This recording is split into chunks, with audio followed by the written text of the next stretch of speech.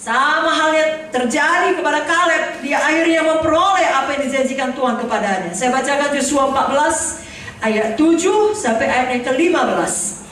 Aku berumur 40 tahun. Berapa tahun saudaraku? 40 tahun ketika aku disuruh Musa, hamba Tuhan itu, dari Kades Barnea untuk mengintai negeri ini. Dan aku pulang membawa kabar kepadanya yang sejujur-jujurnya. Sedang saudara-saudaraku yang bersama-sama pergi ke sana dengan aku, membuat tawar hati bangsa itu, aku tetap mengikuti Tuhan Allahku dengan sepenuh hati. Pada waktu itu Musa bersumpah, katanya, sesungguhnya tanah yang diinjak oleh kakimu itu akan menjadi milik pusakamu dan anak-anakmu sampai selama-lamanya, sebab engkau tetap mengikuti Tuhan Allahku dengan sepenuh hati. Jadi sekarang sesungguhnya Tuhan telah memelihara hidupku seperti yang dijanjikannya. Kini sudah 45 tahun lamanya. Berapa lama saudaraku? 45 tahun lamanya sejak diucapkan Tuhan firman itu kepada Musa. Dan selama itu orang Israel mengembara di padang gurun. Jadi sekarang telah berumur 85 tahun aku hari ini.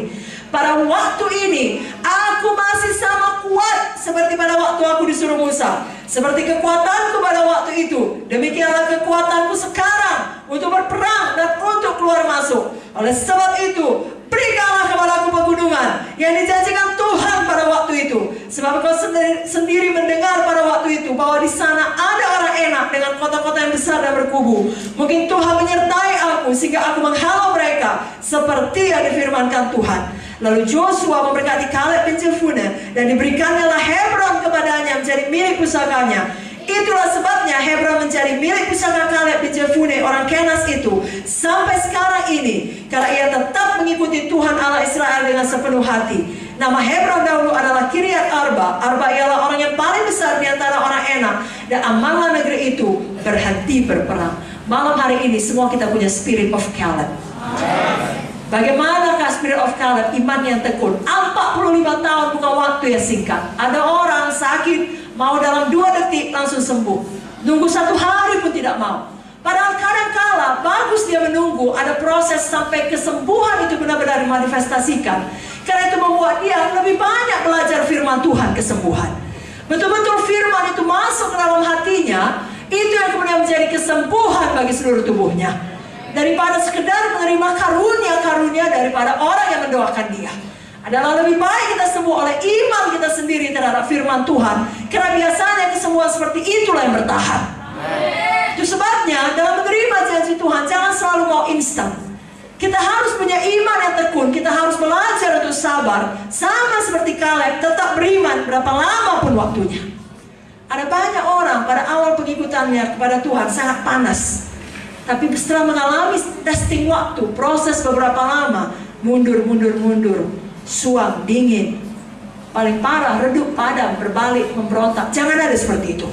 Kita terus panas, terus menyala. Sebagaimana dikatakan Kaleb, sebegitu aku kuat dahulu, sekarang ini pun aku masih kuat. Amen. Kuat secara badani, kuat secara rohani. Amen. Saudara ingat saja, kalau namanya mengikut Tuhan bukan seperti lari jarak pendek, lari sprint, tapi seperti lari maraton, saudaraku. Dibutuhkan endurance, dibutuhkan ketekunan, dibutuhkan ketahanan. Apa kata Roma 12 ayat 11? Janganlah hendaknya kerajinanmu kendor, biarlah rohmu menyala-nyala dan layanilah Tuhan.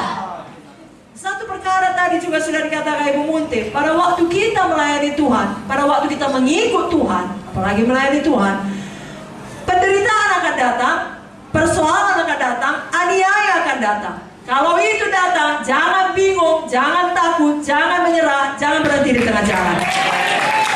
Tetap punya ketekunan iman, katakan amin. Sejak malam ini kita tetap ke hati kita, apapun yang terjadi, saya tidak mau menjadi lemah. Saya tidak mau berhenti di tengah jalan. Saya tidak mau menjadi kecewa. Coba kita pikirkan Kaleb pada masa itu. Semua kawan-kawan seumurnya bermatian. Dia bisa lemah imannya, bisa kecewa, betul saudara? Ya, betulnya aku bisa sampai ke Hebron. Ini sudah tambah umurku, sudah 50, 10 tahun berlalu lagi, sudah 60, sudah 70, sudah 80. Kaleb bisa menyerah, tapi dia tidak mau menyerah. Dan Tuhan selalu adil.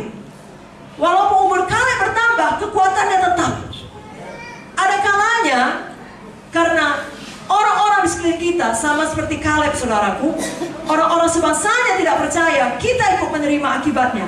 Orang-orang sekeliling kita tidak sungguh-sungguh. Sebagai satu gereja Tuhan, kita ikut menderita. Tapi Tuhan adil. Tuhan tahu caranya memelihara hidup kita, asal kita mempunyai iman yang tekun. Saya dan saudara sama seperti Kaleb, masing-masing kita punya Hebron. Masing-masing kita punya panggilan Tuhan yang harus kita genapi. Jangan berhenti di tengah jalan. Jangan berhenti ketika saudara dalam kekurangan. Artinya saudara berdoa untuk berkat tidak juga datang, tetap beriman. Tetapi sebaliknya, jangan berhenti kalau saudara sudah sangat diberkati. Kalau tadinya saudara datang kepada Tuhan sangat sakit, sangat bangkrut, sekarang sudah punya mobil, sudah punya rumah, sudah menikah, sudah punya anak, sudah nyaman hidup, lalu lupakan panggilan Tuhan. Tidak lagi bergerak menginjil, tidak lagi menyala-nyala berdoa. Jangan saudaraku, baik dalam kekurangan, baik dalam kelebihan, jangan ada satu pun membuat kita berhenti dari panggilan Tuhan. Kalau mau tepuk tangan yang bagi aku Tuhan Yesus. Haleluya. Jika saya bacakan beberapa ayat firman Tuhan untuk mengingatkan kita, jangan takut kepada penderitaan dalam mengikut Tuhan. Filipi 1 ayat 29. Sebab kepada kamu dikaruniakan bukan saja untuk percaya kepada Kristus, melainkan juga untuk menderita untuk Dia. Mari sama-sama ucapkan, saya rela menderita untuk Yesus. 2 Timotius 3 ayat 12. Memang setiap orang yang mau hidup beribadah dalam Kristus Yesus akan menderita aniaya. 1 Tesalonika 3 ayat 2 dan 3. Lalu kami mengirim Timotius, saudara yang bekerja dengan kami untuk Allah dalam pemberitaan Injil Kristus, untuk menguatkan hatimu dan menasihatkan kamu tentang imanmu, supaya jangan ada orang yang goyang imannya karena kesusahan-kesusahan ini. Kamu sendiri tahu bahwa kita ditentukan untuk itu. Mari sama-sama ucapkan, saya tidak akan goyang iman.